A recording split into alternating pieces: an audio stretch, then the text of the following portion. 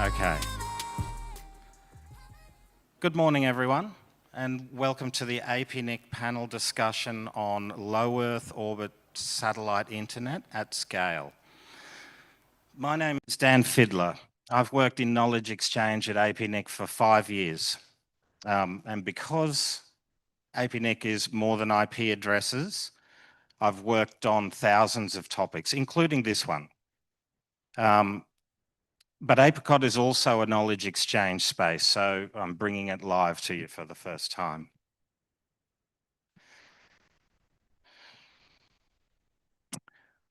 LEO satellite internet has moved well beyond the pilot and early adoption phases. We're now seeing large commercial deployments, real traffic volumes, and growing reliance on LEO networks for connectivity, particularly in remote, maritime, and environments where resilience is critical. That shift to scale raises a different set of questions from the ones we were asking just a few years ago. Today, we'll be discussing how LEO networks actually perform, how they integrate with terrestrial networks, and what happens when thousands of satellites, millions of users, and multiple jurisdictions intersect. It's not just a technical issue. There are policy and regulatory questions to work through. Things like licensing, spectrum use, coordination across borders, resilience, and how to make all of this work in the long run. To that end, we've brought together a panel that reflects those perspectives. We have Dr. Ismail to my left, who will share regulatory and governance lessons from Indonesia. Next, we have Jeff, whose research on internet architecture will ground this discussion in how the internet actually scales and what happens when it breaks. Yep, sorry. Next, on the end, we have Katarina Stefanovic making her Asia Pacific conference debut. She brings measurement and operational insight into how LEO networks behave in practice. Eugenia Georgiades joins us online. You may see her avatar up there. She works closely with operators and governance on cross-border legal and licensing frameworks. To understand the very real privacy issues she works on, Eugenia is using an avatar today as a practical example of privacy-preserving participation. What a mouthful. Okay, a bit of background on the topic. As you can see in these 2026 headlines, LEO internet has become a major commercial broadband reality and enjoys growing demand. This chart shows the size of the 5 major constellations up there right now. Amazon LEO, formerly known as Project Kuiper, Guowong, Eutelsat OneWeb, Chanfan, and of course the major player Starlink. Starlink is the one we refer to quite often because it's got 9,000 satellites up there already, serving 9 million plus users. So despite the scale of Starlink, these other operators are following suit. Amazon LEO is preparing a large-scale constellation of its own, and OneWeb is already delivering services using hundreds of satellites. Here in Asia Pacific, LEO internet is an important solution because of the region's unique challenges. There are vast distances, remote and island communities, and frequent natural disaster. Because of this, LEO is not just a backup to ground networks. In some places, it's becoming the main option. Across Southeast Asia, South Asia, and the Pacific, LEO is already being used for rural broadband, ships at sea, emergency response, of course, and even national backhaul. But as these deployments scale, the challenges shift. The limiting factor is no longer space infrastructure. It's what happens on the ground. These regulatory frameworks, licensing conditions, spectrum coordination, and policy vary greatly. And they determine where LEO services are available. Because this is a problem you can clearly see in availability maps like this one from Starlink. The light blue shows where services exist already, and the navy, which is a large part of the region, show where regulatory frameworks are the issue. The limitation isn't hardware, it's regulation. So the key questions for our panelists today aren't about whether LEO internet works. They're about how well it works at scale, how we deal with resilience and congestion, and how regulation across the Asia-Pacific region can support LEO connectivity that's sustainable, secure, and effective in the long term. Enough from me. Let's hear from the experts and jump into the questions. I've prepared palm cards. All right. This is a question for all panelists. What would you say about the current state of LEO deployments in the region, and what do you think about it going forward? Dr. Ismail?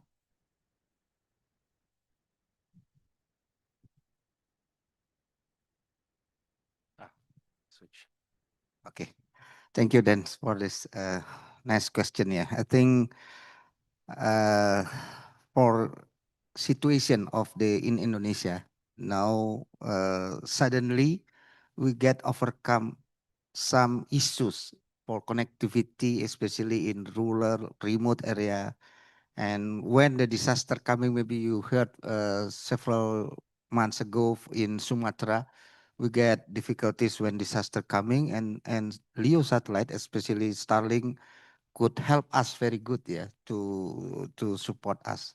So suddenly we get the solutions before, if we have to speed up our terrestrial networks. It's quite long time, 17,000 islands Indonesia. Wow. Geographically. So, and then many scattered people stay in the rural area, remote something, need times and need, yeah, investment cost is quite big for terrestrial network. So Leo is very thanks for this situation, and Leo get very good solution for us. Under 50 milliseconds latency, it is very good. We can run video communication running by LEO satellites. Of course, this is very important and support us. But what is the problems now coming in Indonesia? First is I'm talking about sovereignty. Then. Data sovereignty. This is maybe issues from many other countries also. How we dealing that LEO satellite can support and comply our national regulations. This is the big issues, discourses, discussion, big discussion here in Indonesia before we release the license for the Starlink.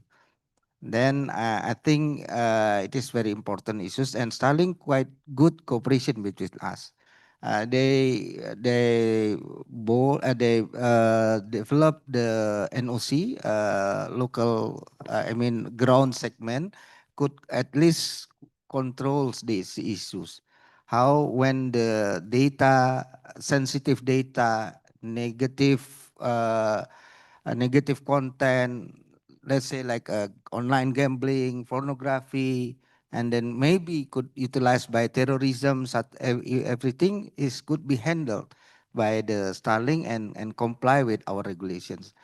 Takes long time. We discuss with them, maybe 1-2 years, maybe discuss before they release the licensing. I think it is we have quite good communication and collaboration between them. Second one is, I think about frequency. You already mentioned that spectrum frequency is a limited resource. How we dealing with the spectrum frequency that needed by the terrestrial, especially for cellular networks. They needs quite big and quite a lot amount of spectrum frequency for satellite. But how many peoples they utilize these spectrums? That is the issue, because spectrum is limited resource. We need cover for millions of Indonesian citizens, but how many persons that utilize this spectrum using the LEO? So the efficiency of spectrum issues is also very important to discuss. And I think the next issues is talking about the combinations, the direct to device and NTN, non-terrestrial network. It is also very big issues now. We discuss with how the harmonizing between the terrestrial cellular with the satellite. But of course, we need this complementary. So in short, we happy for LEO satellite coming for give solution for Indonesia, but we still need some issues need to be discussed, and of course harmonizing with other countries also very important. Basically, support for sovereignty of every jurisdiction of a country is needed to be considered for the policy and regulation. It is the. See, thank you. And so, Jeff, from your perspective, how would you summarize the current state of LEO? And what do you see in its future? There's no such thing as a regional LEO. It's global play. It's an absolute global play. PayPal was an interesting company. And there were two individuals who, amongst a group of folk, who observed that the American banking system was run on paper badly and basically developed an electronic exchange and completely took over the American payment system.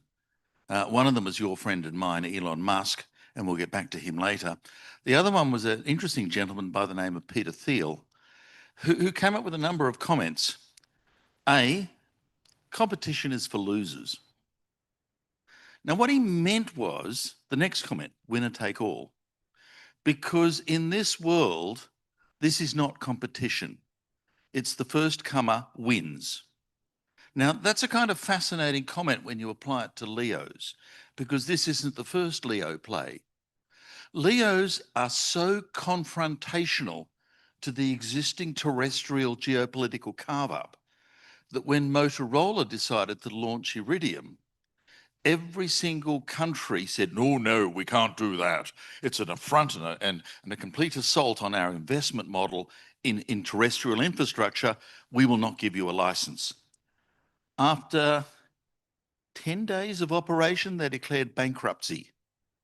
And they ended up selling an entire low Earth orbiting satellite system that cost them a few $1 billion to actually launch.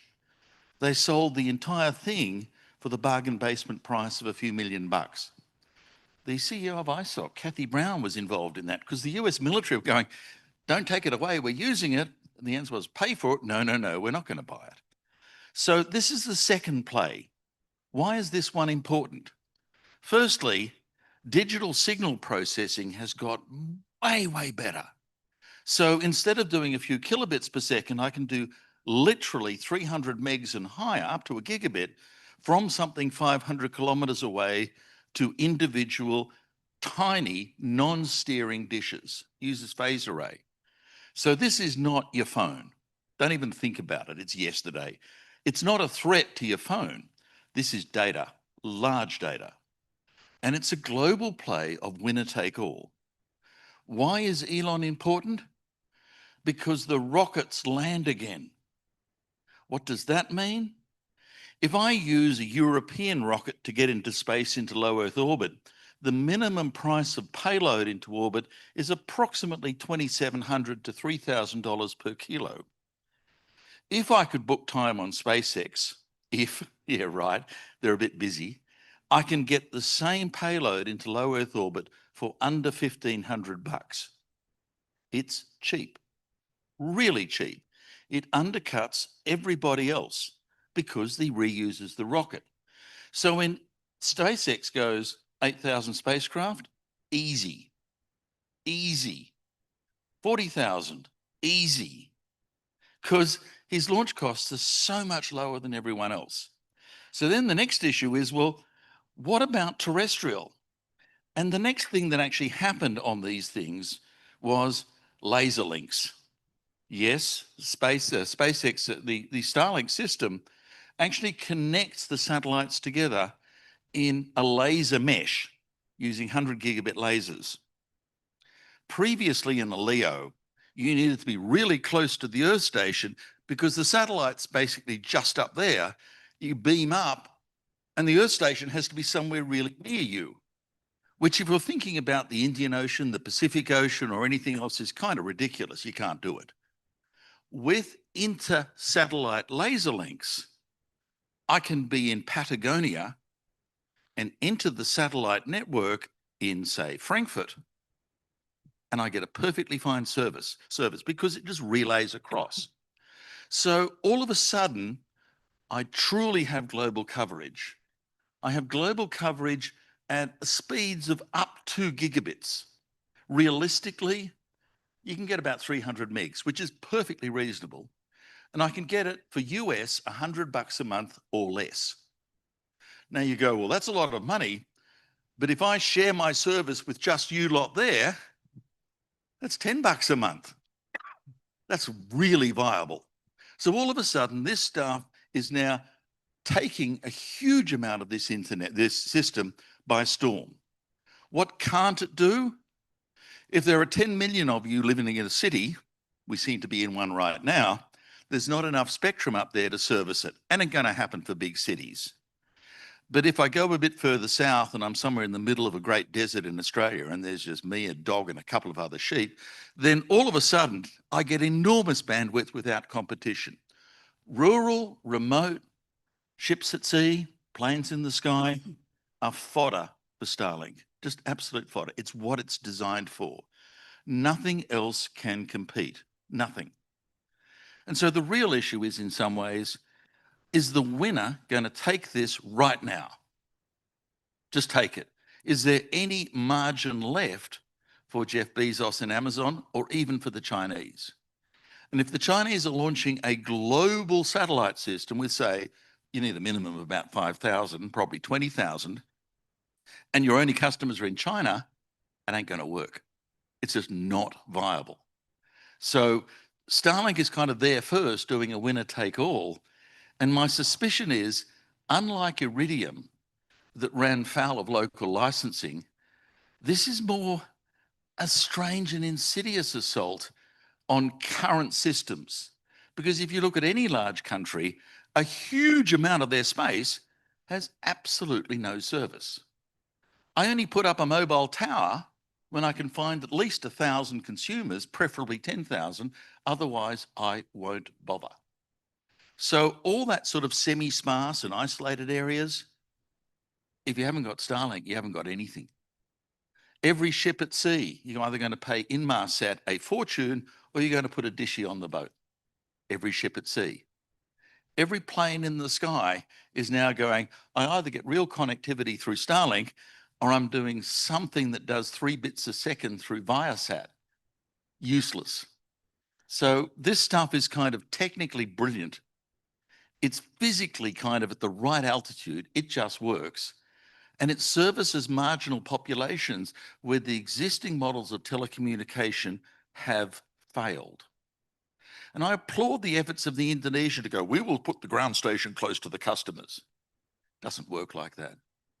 In Yemen, the few million or so Yemenis who use Starlink, you enter the satellite network in either Mombasa in Kenya or more likely in Frankfurt in Germany, not in Yemen.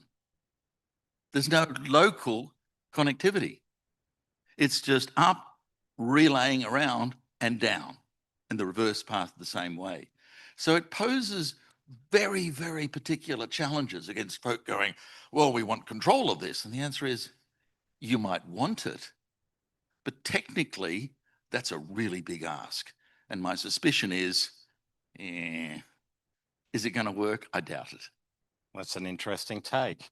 Okay, we'd like to hear from all panelists. So, Katerina, how would you summarize from a measurement and operational perspective the current state of LEO networks? First of all, from research perspective, I want to say that availability of, let's say, Starlink in Asia Pacific region is mixed, because Starlink services is available in Bhutan, Bangladesh, Indonesia, then also in Japan, in North Korea, then in Australia. But in China, for example, is banned, and they deploy their own LEO constellation, and other country just, let's say, wait for availability for Starlink services. I think maybe the limitation is regulatory constraints. So from measurement perspective, when I came here to Jakarta, I was on a plane from Doha to Jakarta, and I measure the latency and capacity of Starlink connectivity, and it shows that you could have, let's say, really good internet if you are on flight. You could download, I think, around, the download speed is around, on average, 7 megabit per second, and the latency is much lower than in geo networks. So I think that's a good perspective from measurement point. That's a similar perspective to Jeff. And so now we'll throw to Eugenia online. Eugenia, are you there? I'm here. Great. For those who've just joined us, I will restate that Eugenia works with privacy, and she'll be using an avatar as an example of privacy preserving participation. So Eugenia, the same question. Yes. How would you, from your perspective of policy, how would you summarize the current state of LEO and what excites you about its potential? Okay, I just wanted to clarify, I'm actually a law academic working in legal regulation of technology and compliance and risks, and focus on data privacy, data protection globally. So the research that I have done in accordance with LEOs is one, it's exciting because it allows for internet connectivity in situations and places that may not be available. However, there's some drawbacks with that because it's not always accessible to all globally in terms of the Asia Pacific region. There's different licensing requirements, there's not a standard approach across the different regions or economies. And that is one of the challenges because it doesn't allow for that affordability to all when you use it or being able to use it. So that's my answer. Thank you. Thank you. I'd like to talk about operational realities for a moment before we move on. So this is a question for you, Katerina. From your measurements and experience, what really matters for performance in practice? From my measurement point of view, first of all, we need, as operator and measurement people, let's say, be aware that Starlink and let's say other LEO operators enter the backbone really earlier than let's say mobile network, because my measurement is based on comparison of those two networks. And also from my measurement, we need more denser point of presence if we want to reduce latency and improve resilience in Starlink network. So. And so I'll throw to you, Jeff. Jeff, of course, also measures at APNIC Labs, and your research has shown very high jitter and packet drops, unrelated to congestion. So each spacecraft has 48 transponders. It's a grid 3 across 8 deep. They operate in the satellite bands from ITUR, which is KU and KA band. Each individual transponder can operate at up to 2 gigabits per second or 2 gigahertz. They use, dense encoding. They can do an extraordinary amount of data coming out, particularly if multiple transponders are focused on you. Lucky you get a huge amount of data. But there's two elements that are completely unheard of in any other environment. The jitter, the variation in delay, is extremely high. The bottom latency, the best you'll get on a Starlink service, is about 17 milliseconds. Now, the thing is only 5 milliseconds away. The other 12 to 15 milliseconds is if anyone remembers analog modems? No, none of you do. You're all too young. 5-second delay to do the encoding and decoding to actually compress the signal into an analog modem. My suspicion, Starlink don't say, is that there is a fair amount of delay, up to 12 milliseconds in terms of the data stream, encoding into the dense encoding they're using. So there's this extraordinary amount of delay to start with. 20 milliseconds is a lot, but there's another component. Every packet will have an additional delay of between 0 and another 20. Every packet is astonishingly different in its performance.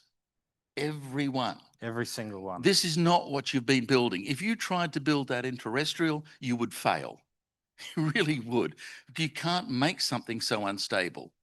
The other thing is mobile phone systems are kind of crap, particularly when you disappear behind a tree or some other obstacle and you get lost and then no loss and so on. Starlink switches you to a new spacecraft every 15 seconds with a highly precise clock. So at 2 seconds past the minute, 17, 32, and 47, you get rescheduled. There will be a drop of at least a packet most times. So you know that you're going to lose a packet regularly no matter what. I talked to my favorite TCP protocol. What do you know about packet loss? That means you're going too fast. So I'll back off and go slower. So most of the streaming protocols, the TCP protocols we use, underperform. So your 7 megabits per second was actually because you were using the wrong protocol, not because there was only 7 megabits available to you. With the right actual flow control, my suspicion is in your seat on that airline, Qatar, because they use Starlink, you could probably get about 150 to 200 megs to your seat. That's amazing. You just need the right streaming protocol. You need a protocol that can actually adapt to Starlink's astonishingly unique behavior, which most other protocols we use don't work. So the underlying system is actually way better than the upper level protocols we use at this point. And it's kind of, gee, maybe we could do better out of Starlink in commodity if we just did a bit of tweaking. Okay, interesting. You've actually covered my next question. Sorry. That's all right. That's all right. So Katerina, I want to talk a little bit about what shapes LEO performance. And could you share an example where the network architecture or policy had more impact on performance? Yes, definitely. I have really interesting example when I try to compare one fixed wireless access, let's say Atlas probe is connected to fixed wireless access network in Sweden. And also I found a Starlink probe and Atlas probe, which is connected to the Starlink router also in Sweden. And what RIPE Atlas measurements told me that the packet enter directly NTT Tier 1 backbone when I measure from the Starlink perspective. And when I compare it to the fixed wireless access instance, I could see that packet go through 7 cities and through 3 Tier 1. So that's the example where we could see that routing policy and really shape the latency and resilience in network. Thank you. And of course, they're not the only hurdles that we need to get through. Dr. Ismail, from Indonesia's experience, what regulatory or governance choices have had the biggest impact on LEO performance in Indonesia? Yeah, I think in terms of technical perspective, yeah, Josh already mentioned that is this design for worldwide constellations. I do agree for that one, but in terms of perspective of regulatory issues, every countries need to secure our sovereignty. I think that is the basic idea. So how Indonesia dealing with this trade-off? Between the design, the technical aspect, they could break through everything, the laws, everything, but how the border could be combining this one, because as a country, as a nation, we need also to protect our people, to protect our sovereignty, to protect several issues that could harmful for our nations, for our citizens. So that's why we have been discussed with them to combine these two perspective. Indonesia will open, and we have one tools, we call it landing rights. So all the constellation, Leo constellation, need landing rights before they can commercialize their service here in Indonesia. And then the second one, they needs also spectrum frequency. How much spectrum frequency they need to deliver their services in Indonesia? Need to make sure that there's not interference between the terrestrial and LEO constellations. So that's two issues we have keywords. Until now, innovation or collaboration discussion is, I think, is quite good.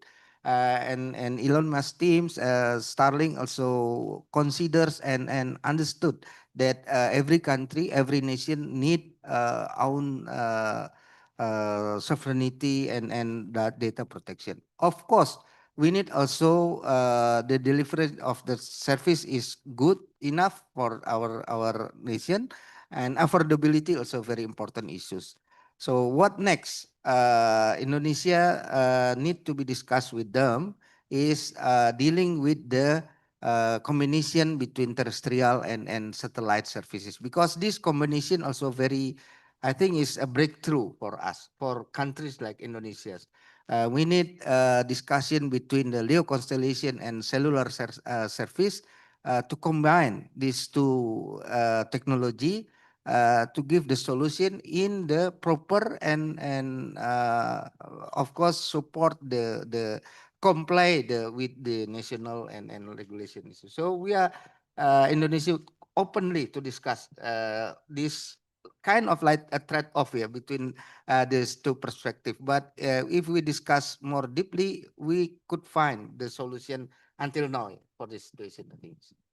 Yeah. That's a good answer. Something for the people in the audience to keep in mind for when we have time for questions. So Jeff, if you were advising regulators based on your data, what assumptions would you warn them against? That's an odd question in terms of what would I warn them against. Let's get a few things straight.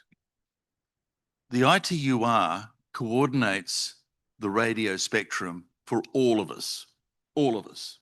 And there are various reservations: television, radio, emergency services. There is spectrum allocated for satellite.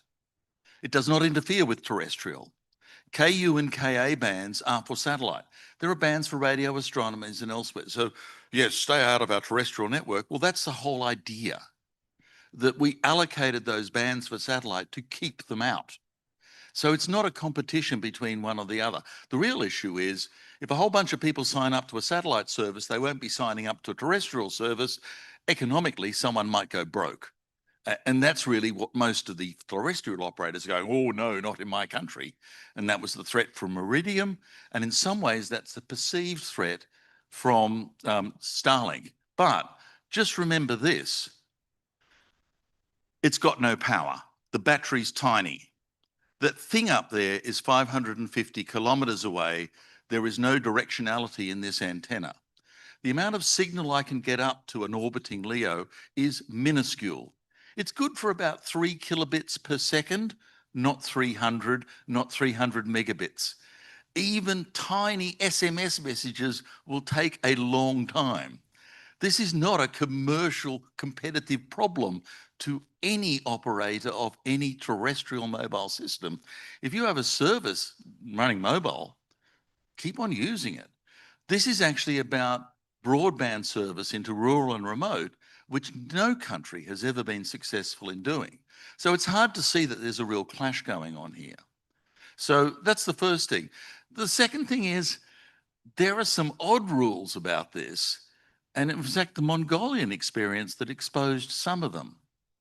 In certain parts of the world, and Mongolia is a good example, the US attitude to the countries that surround that country is not exactly open and friendly.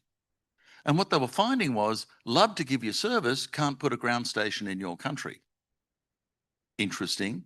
So they're actually forced to do a service where Mongolia is served by Starlink, but it's serviced out of Japan. And you go, well, is Starlink that good that it can do such geo boundaries? No, it can't. No, it doesn't. You might have also seen press stories about the Iranian shutdown, where they did shut down a whole bunch of terrestrial Iranian services, but images and video were still coming out. And then the stories emerged of hunting down rogue roaming Starlink terminals and trying to find them and shut them down. But Iran isn't serviced by Starlink. Well, those terminals are there and they're working. And so it kind of says, what forms of permission do I need to take a roaming service into a country? And I, for one, can't answer that. And Starlink don't talk about it. But practically, more things work than you might suspect, even when there's no particular permission. So it does pose a challenge to the idea of my country, my rules, when this thing roves overhead and kind of goes, from up here, it all looks the same to me. If there's a dishy up there, I'll probably communicate with it. And that's quite an interesting problem to try and come to grips with as a terrestrial regulator. Now, I can't take over a market in a populous country. There's not enough spectrum. But in the margins, there is opportunity, commercial opportunity, and even opportunity in areas like Iran to be able to communicate when the official blackout says, no, you can't. And that's a kind of interesting aspect to this. Very interesting. So, Katerina, if I could throw to you with a quick question. So, based on what you've learned, if you found yourself in a position to be advising regulators, what would you have to say to them? Maybe from my perspective as operator, I find quite interesting how these networks could be interoperable, let's say in 6G era, because I think they have, let's say, different patterns, how they function, but they need to coexist. Why I think in that way? Because if I have mobile terminal, for example, and I'm sitting and talking with my friend here, for example, I'm static user. I also could just walk and have so many handovers during my walk. And the point is that the base station, which receive my signal, is static. But on the other hand, in satellite communication, we have router, for example, Starlink router, which is static, but the base station in orbit is really mobile. So maybe the question for operator state of view is how this can coexist. I think this is a really huge challenge to make this thing coexisting. Thanks for that. That's a good segue for me to lead back to Eugenia online. So Eugenia, I apologize. At the beginning, I got nervous and skipped a slide that had the introductions. That's okay. So, firstly, can you tell us a little bit about the tool you worked on in conjunction with APNIC Foundation? And then perhaps can you tell us how tools like this support operators in managing the compliance and access issues? Sure. So I'll just provide a little bit of background. I established an internet law research clinic at a previous institution, which had been funded by the foundation.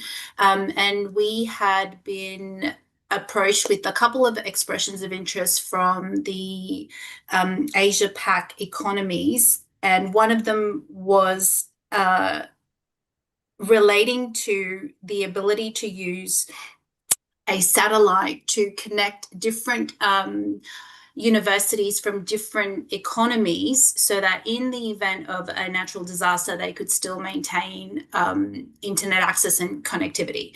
From my scoping the issues, we came across multiple and a myriad of issues that are challenges, because at that particular time, which was a couple of years ago, each economy or the various economies that we had to look at had different requirements for the use of the satellite or the ability to use a satellite, because in some economies, the use of a satellite fell within military and only for military use. So that made it a little bit challenging for us to be able to consider a way forward. As a result of that scoping, we developed a checklist, a toolkit, if you will, of checklists for 10 economies in Asia Pac, and they're on your website, on the APNIC website, but it was Indonesia, Vietnam, Australia, Japan, Macau, I forget some other ones, India, Bangladesh, and Malaysia, I think off the top of my head. But we designed the toolkit or a checklist, which basically looked at the regulation of how to use these technologies if you were able to use the technologies, and we looked at the licensing. That checklist then had an accompanying fact sheet for each of the countries to be able to use, and then there was a guideline on how to use the checklist and how to adopt the checklist for other economies should they wish to sort of have a guide on maybe private owners on being able to provide or use the satellites. So that's the way that it came forward. The benefit of us then was that we were able to design the framework to look at how the internet accessibility could be affordable or would be viable for countries or economies that do not have the ability to have consistent internet connectivity. So, Dan, I hope I answered your question in that one part. The second part was that we found that were a lot of challenges that arose from the use of the satellites that translated into data protection, cybersecurity, national security, data sovereignty, and so there were different challenges that resulted from, one, the benefit of being able to use a LEO satellite, but then that benefit also raised a number of different challenges from regulatory aspect and a protection aspect, which basically translates to two. You've got country and then you have the citizens of that country, and that also plays out with conflicts, and if I can use that word, with international regulations and instruments, because what is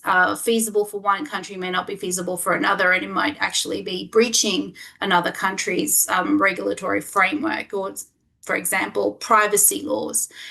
So that's what we found. And the hope of the design of the toolkit was that we've done the hard work and the groundwork. So we set up a toolkit that could be used for other countries to be used as a guide. Yes, I think your work really highlights that difficulty in navigating regulation. So to the audience, when there's time at the end,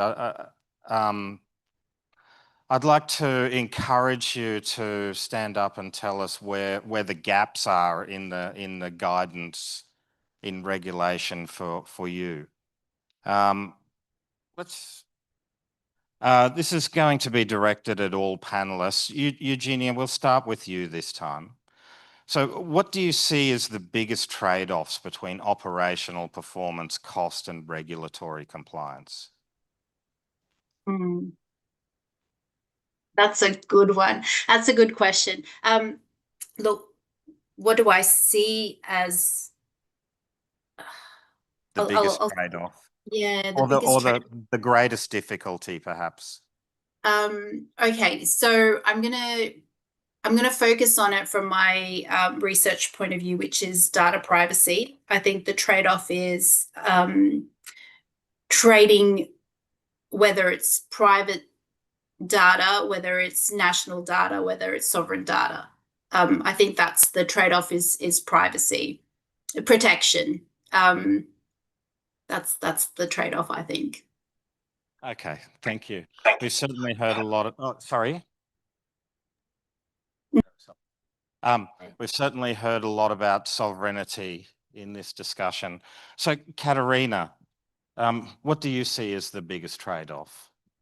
In networks, there are always trade-off between different perspectives and different network performance. So if we want to have, let's say, good network and good resilience and good network performance, in Starlink situation, we need, first of all, to have better routing policy. And also we need to have denser point of presence, which means much more CapEx and OpEx. Also, if we talk from regulatory perspective outside, they told where packet can go and where packet can go. So from that point, we could choose suboptimal routing paths, which can increase the latency. So that's trade-off from many points of network. And for you, Jeff, the biggest trade-off, operational performance, cost, regulatory compliance. So Starlink is weird. Starlink is the only retail service from a satellite. Every other service, including Web1, is wholesale. Wholesale means there's a local operator selling that as a transmission service, and it's the operator that is the target of regulatory imposition, whatever that might be. In my country, in Australia, there is the legal tapping requirement, where if I'm operating a public regulated carriage service and someone comes along with a warrant, they happen to be a police, member, I have to provide them with facilities to tap that communication. That's the law. But I'm a customer of Starlink. I'm directly talking to that satellite. It's not a carriage service that someone else has provided me in Australia. I'm the customer, but I'm not the carrier. Where's the tap requirement? So let's take this further. I've got the dishy. It's my modem in my house, connected to my computers. I'm not offering the service to anyone else. It goes up to a satellite. How far up is it? 550 kilometers. Where does outer space start? Oh, easy, 110 kilometers up. That satellite is actually in no one's territory. I don't own it. Indonesia doesn't own it. No one owns it. It's up too high. It's nobody's spacecraft. So that isn't the subject of any regulation. And let's say that I'm using inter-satellite links and my signals enter the terrestrial network again in, I don't know, New Zealand. Different regime, different laws. Am I subject to New Zealand's regulatory environment? I'm in Australia. I'm using a service, but the packets before they enter the Starlink system only ever go to New Zealand and never touch Australia. Am I a carrier in Australia? I doubt it. Where's the law? So this service, launched at retail, actually poses a huge new challenge into regulation. The reason why it's proved so popular in a whole bunch of places is that no national communications infrastructure was ever going to service rural and remote. Never. It was too expensive. They didn't have the will, they didn't have the taxation base, the capital base, and to be perfectly frank, they didn't have the technology. Could not do it. So this comes along as an instant solution. And the answer was, well, okay, we'll waive some of these regulatory restraints. We can't tap it, fine, that's a given. We're not even sure what country you're in when you're using it, that's a given. But you're solving a problem that voters want solved. We'll do that compromise. Because the nature of this beast is it solves a very particular problem that otherwise is insoluble. Let's take it one further. You're on a Qatar flight. Which country were you in when you're on the plane? Wow, good question. Is it the country you're over? No, not according to the Tokyo Convention. It's a different country. Oddly enough, if you're on a Qatar flagged airport, the point wheels left the ground, no matter what airport they left the ground, under the Tokyo Convention, you're in Qatar. You were, you didn't know it. And the rules and regs were Qatari. But they were using Starlink and they were bringing it down in another country, not Qatar. Almost impossible to enforce. Go one further, ships at sea. Ships at sea are in your country until they leave your territorial water. But as soon as they leave it, they're in international waters. There is no law. You're in the law of the high sea. In theory, when you're on the boat, rather than drowning in the water, you're subject to the laws of the flag of registration. But if you jump over the craft and are swimming in the ocean, you're in nowhere land. So these kinds of challenges, we've always thought of comms as a grounded thing inside a nation, a geography. And we've thought of these services as wholesale by big companies who can afford to be regulatory compliant. We never thought there was a retail service based on satellite, and that directly confronts all of our conceptions about the communications industry and its service. Now, it's not a huge problem because there's not much spectrum, not many satellites. Even 1 billion people would be a real challenge for Starlink. It's not that kind of mass problem. But for the significant number of users, and they're growing every day, they kind of go, well, we can service them and we couldn't do it any other way. Are we prepared to live with the fact that they're slightly out of the boundary? And the answer is, well, yeah, okay, we'll live with it.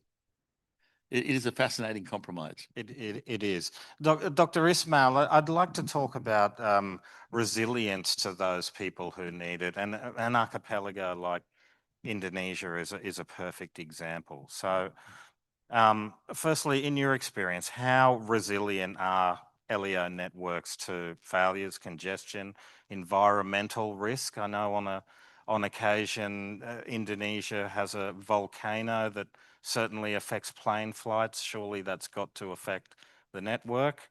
But most importantly, what can regulators do for resilience?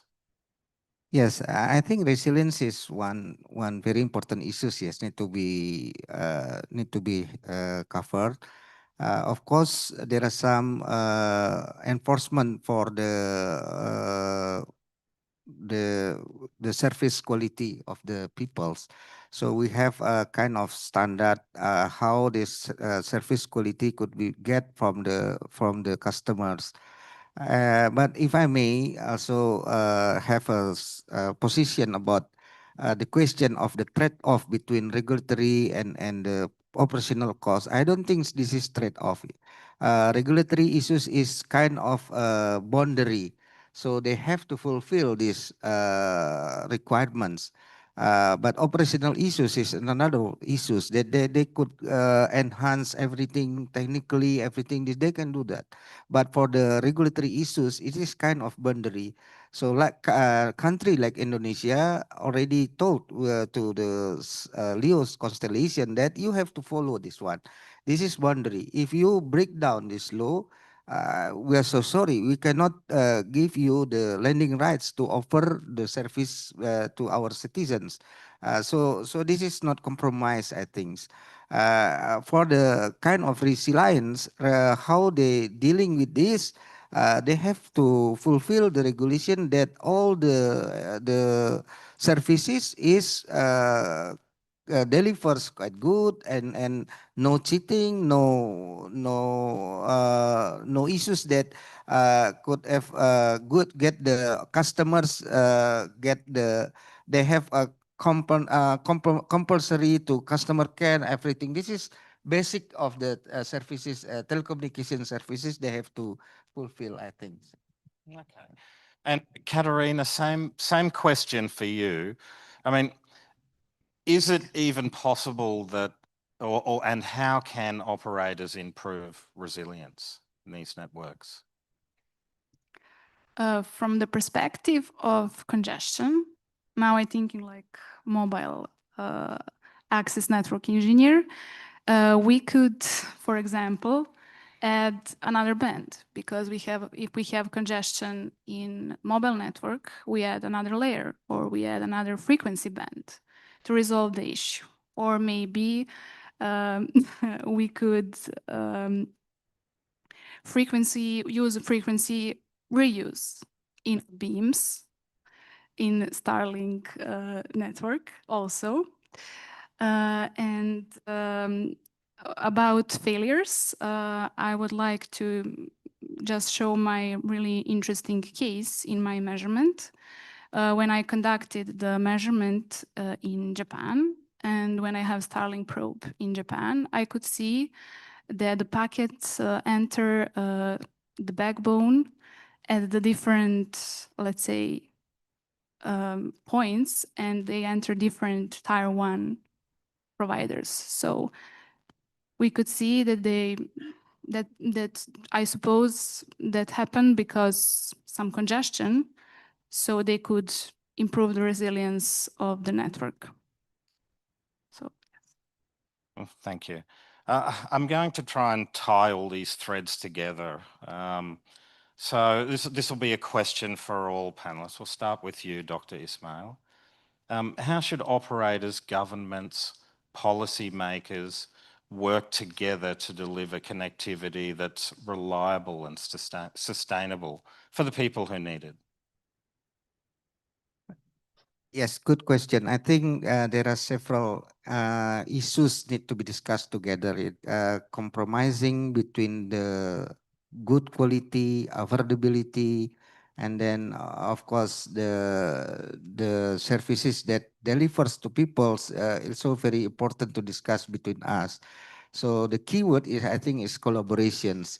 I think government of Indonesia will very openly discuss with them and compromise, and we still follows the international regulations, 3GPP standard and everything. How the next issues is compromising between terrestrials and satellites. I think Indonesia is one of quite a big country need to be solved to compromising these issues. So basically, we are open to discuss, and then government will strict to position for the national interest. But anyway, for the technology innovation, we are very open to compromise these issues together. Thanks. Okay.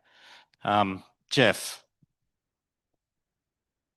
You know, telephone networks were expensive, really expensive. When we first started building them in the 1880s, only countries could afford to do it. They were a public activity, not a private activity, not because any other reason than they demanded so much capital that few actually had that capital other than government enterprises. The only exceptions to this model were actually the US and Canada, which did it as private sector activity, but it was anomalous.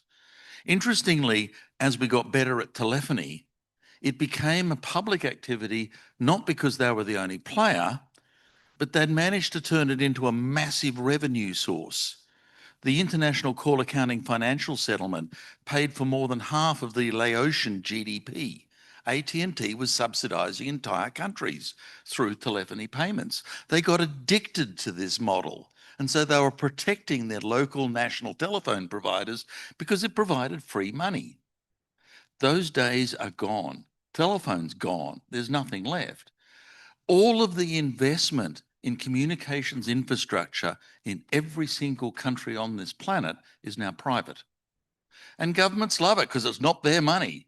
And so the imposition of governments to be able to impose upon private investment is more about how can we make it easier to invest in our country, not someone else's country? You know, come to my country and spend your money, not go over the border to someone else.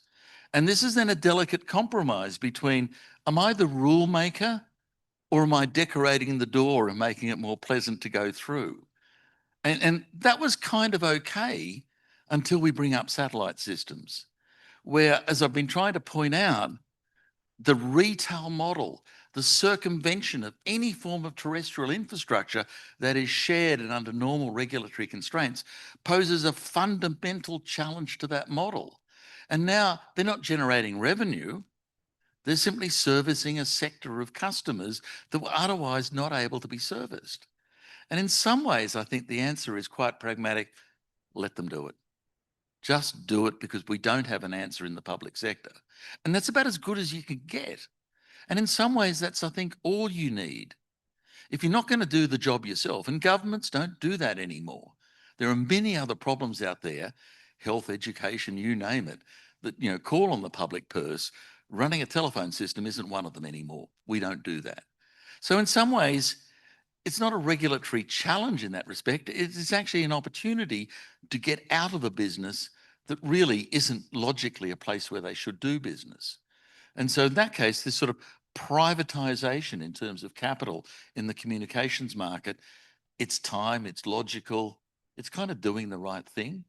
And certainly citizens and businesses appear perfectly happy with the outcomes. They're not screaming to say, oh my God, this internet stuff is so evil, let's all turn it off. Quite the opposite, give me more. So maybe that's the answer, just leave it alone. I think that's interesting. It's an opportunity, not a challenge. Katerina, can I get your perspective on that? How should operators, governments, policymakers work together to deliver LEO connectivity that's reliable and sustainable for those who need it? That's a really interesting and tough question. But from, let's say, operator perspective of view, if we want to have an innovation, we need 3GPP standard. So I think they need to collaborate with each other and to make standards so it will function then if we have a standardization. Thank you. So Eugenia online, perhaps it's a good question for you. Do you need me to repeat it? Yes, please. Okay. How should operators, governments and policymakers work to get together to deliver LEO that's reliable and sustainable for the people who need it? Okay, that is a really good question, just as a refresher. I think in terms of working together, I'm going to say that in order to be able to provide affordable, aside from the fact that you have to have the service or create the service to make it available, governments should not rely on just one type of satellite or one service provider. Perhaps increasing the different players or having more players in the LEO satellite provision will help increase affordability, connectivity, and service. So I think perhaps moving away from a monopoly and allowing or creating more service providers will help increase competition, and therefore that may be given to the end users of that service who need that service. Well, thank you. So we're hearing a lot about collaboration. Jeff, I've got one that I'm sure is right up your alley. So if LEO keeps scaling, what breaks first, protocols, economics, or governance? The problem is that we didn't quite understand what's up there and why. We did nuclear tests up there. There's all kinds of crap in orbit, and it doesn't come down, it just stays in orbit. Bits of bomb casing as much as there are, discarded satellites. And a tiny flake of metal, less than a fingernail at, 27,000 kilometers an hour, is incredibly dangerous. And when it smashes into a satellite, you know what it does? Creates even more fragments. I saw the movie. It's kind of like a chain reaction. And so this is actually a really weird resource that is unique. But once we destroy it, that's it. There's no more. And in this rush to launch a whole bunch of spacecraft right now, and in the observation that this is outer space, there is no permission needed, none. No country, nothing. Launch what you want. It's outer space. Then the real threat is, in their thirst to be totally dominant, they start launching so many, they collide and they don't stop the collisions. As soon as you get fragmentation at any orbital plane with excessive amount of material, and these things are whizzing around, so it's not just a little cloud of fragments, the fragments are orbiting, you make that untenable. Now, there's only a small amount of physical space. If you go too high, solar radiation fries you. You've got to line everything with lead shielding, etc. That's weighty, that's expensive. And in the satellite game, weight is cost. You've got to come underneath the Van Allen belt and shelter behind that magnetic shield. If you go too low, you graze the top end of the atmosphere. That's called friction and heat and fire. They kill themselves. So you've got this tiny band of a unique resource that is close enough that, yes, it may be crap, but handhelds can get signal up. If you go too high, it gets fried by radiation, too low in the satellite, too low from the atmosphere.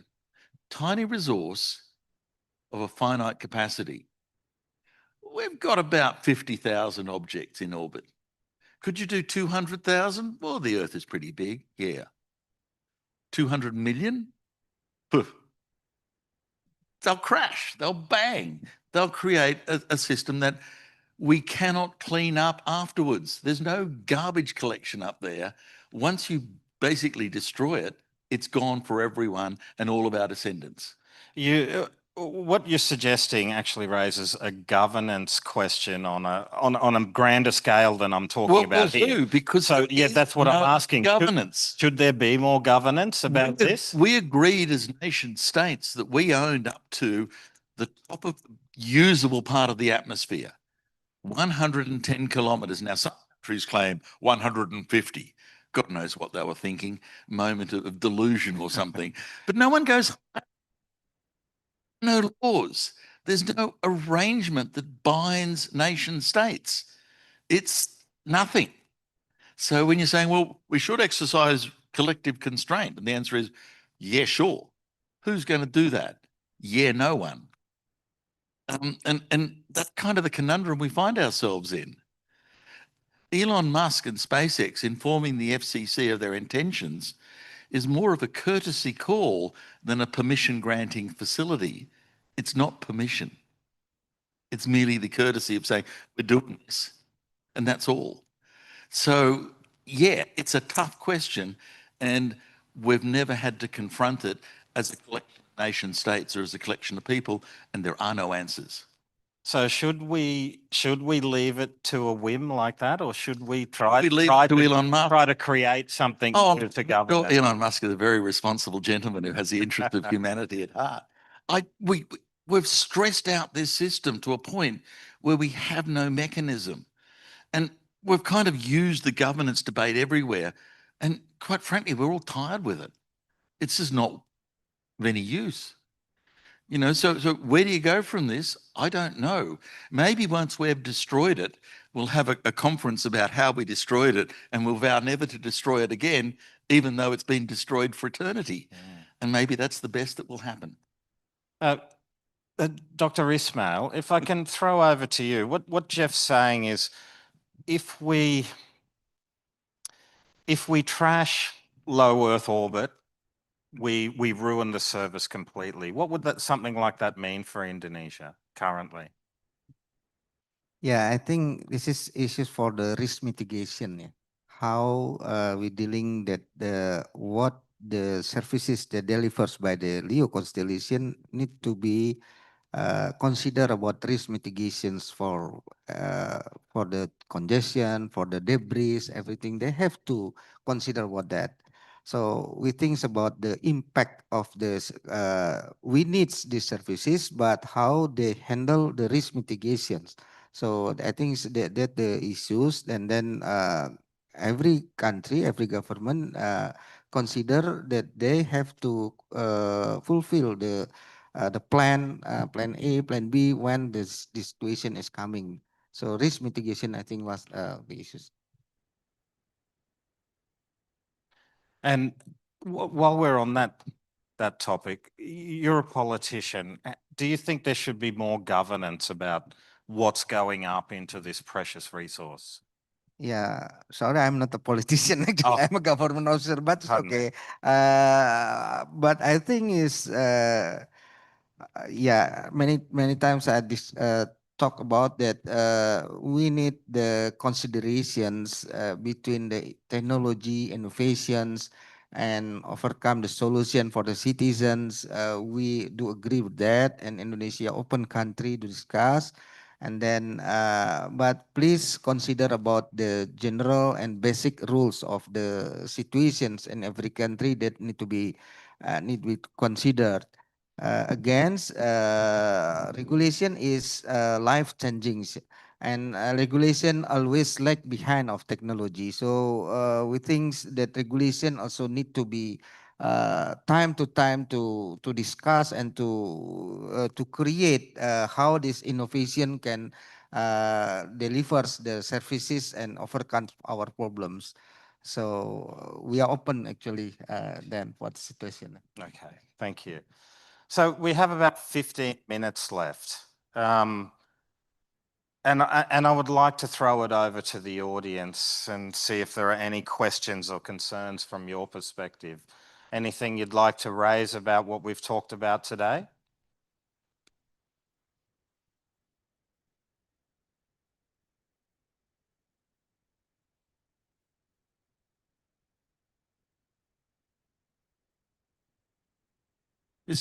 Thank you. In the computing industry that all of you work in, we've been used to the effects of Moore's law. About every 2 years or so, the stuff gets, for the same price, twice as powerful. Twice as powerful. Every time it gets smaller, faster, better. Let's apply that to space launches. Currently, it costs $1,400 a kilo to get 1 kilo payload up into low Earth orbit. What if it cost $10? What if it cost $1? $1. And don't forget, once it's up there, there is no law. At $1 a kilo, I could be persuaded to launch my own favorite piece of rubbish. So could you, so could everyone else. And that's only dropping by a factor of 10, which in Moore's law time is what, 4 years? You know, it's really fast. If we do continuous improvement, it won't just need billionaires like Elon Musk or entire country efforts like China. You and I could set up a business next week and launch 1 million satellites. And so you think, would that work? And the answer is no, it's a really finite space. Like I've said, this is not a problem that's susceptible to mass exploitation, but it's outer space. It's not regulated space. We don't have any rules there. And we're kind of staring into that abyss where countries are kind of, and China reacted going, oh, we need our own. Well, what about India? Well, I'm sure they need their own. What about the entire sort of European Union? Well, don't need these Americans to do it. We can do it, etc., etc. Does that argument scale? Is that a sane way of dealing with a really valuable resource? Is that rational? Of course it's not. It's collective insanity. And we're kind of teetering on the edge, looking at a single very, very nimble provider who got there first. And it's kind of, well, are we stuck with Elon? How do we actually temper that? I don't have answers, but it's an amazingly difficult question. It's hard. It is. Okay. I would like to throw out a anything's possible hypothetical. We're going to ask all the panelists. This is the final question. I'd like to start with you online, Eugenia. And this is, if you had a magic wand and you could change one thing about the current state of LEO, what would it be? I don't have a magic wand. I'm a lawyer. I'm a realist and practical. So I'm just going to, the idealist in me would say, and I know everybody's going to not be happy with this, but I think more regulation. I do want to also just flag there is governance in terms of outer space. It's international law, it's United Nations look after it. So it's not a free for all. There are rules, the law is everywhere and we're regulated. So there are rules that we have to all comply with. And satellite operators and providers do actually have to abide by international law and the regulations. So I would say more regulation. That Okay. would be my idea. Thank you, Eugenia. Katerina, you can change one thing. You have a magic wand. It can be anything you like. What is it? Oof. Let's say maybe if we want to improve the network performance, I would like to say better routing policies and better integration with ground infrastructure. So, yes. Okay. Jeff? Wow. I mean, you've seen one of the miracles of the 20th, 21st century already. You want more? You know, this stuff is unheard of, unparalleled, never conceived. $100 a month and you get a gigabit to anywhere on the surface of the planet. And you're going, can I make it better? I have no idea. I have run out of imagination at this point. What we've done is brilliant. It'd be nice if it, wasn't that individual behind it, but maybe it needed someone as mercurial as that to force a way through, and the rest of us would have failed at the first hurdle. So I don't know. I find it hard to actually understand or conceive of what bits would make this different, better in some ways. It is amazing as it is. And considering the laws of physics, maybe I change those. You could extract more bandwidth, more stability, more everything, but you need a different universe to do that.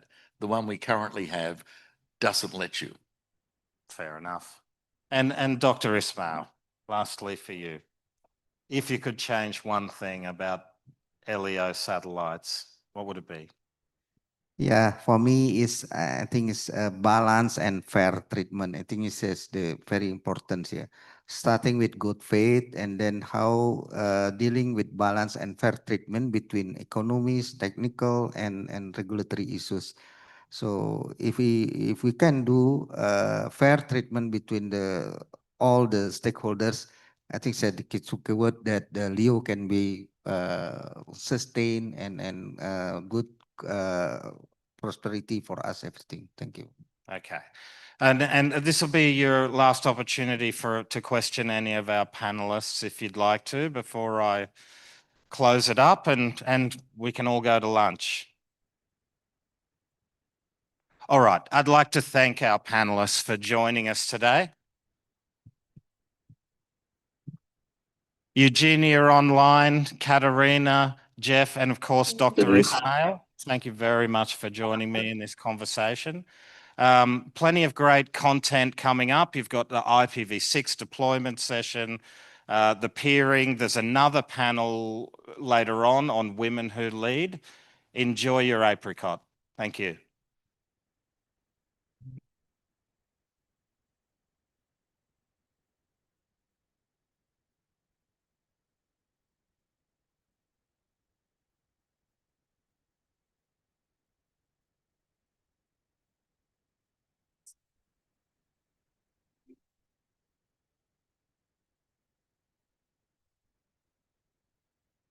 you.